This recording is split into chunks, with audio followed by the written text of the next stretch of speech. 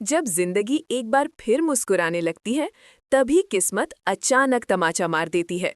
कुछ ऐसा ही हुआ अनुपमा की सगाई के दिन, जब सब कुछ खूबसूरत लग रहा था, लेकिन अगले ही पल सब कुछ उजड़ गया। कहानी की शुरुआत होती है अनुपमा और नीरव की सगाई की तैयारियों से। पूरा हॉल फूलों से सजा है। माही, अंश, देविका और प्रार्थिका उत्साहित हैं। सभी रिश्तेदार, मीडिया और समाज के लोग जुटे हैं, क्योंकि ये सिर्फ एक सगाई नहीं, बल्कि अनुपमा की दोबारा पहचान की शुरुआत है।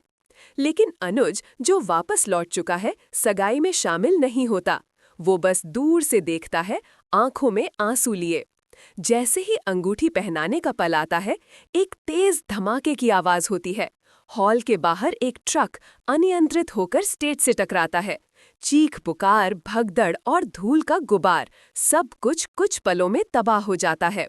जब धूल छंटती है, अनुपमा फर्श पर बेसुध पड़ी होती है। उसके माथे से खून बह रहा होता है।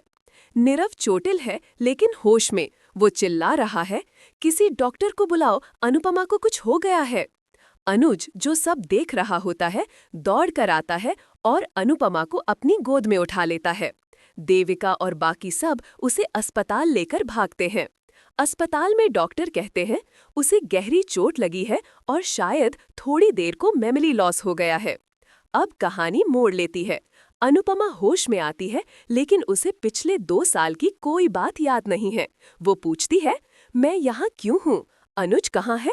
नीरव टूट जाता है, क्योंकि अब अनुपमा को उसके साथ बिताया गया कोई भी लम्हा याद नहीं। अनुज, जो पहले पीछे हट चुका था, अब फिर से उसके पास बैठा है, लेकिन बिना कोई दावा किए। क्लाइमैक्स में डॉक्टर कहते हैं, हो सकता है उसकी याददाश्त धीरे धीरे लौटे या फिर कभी नहीं। और अनुपमा खिड़की से बाहर देखते हुए बुदबुदाती है, मुझे ऐसा लग रहा है जैसे कोई अधूरी कहानी फिर से शुरू हो रही है। क्या अनुपमा की यादें वापस आएंगी? क्या नीरव अब भी उसका साथ देगा, या अनुज की मोहब्बत एक बार फिर करीब आ जाएगी?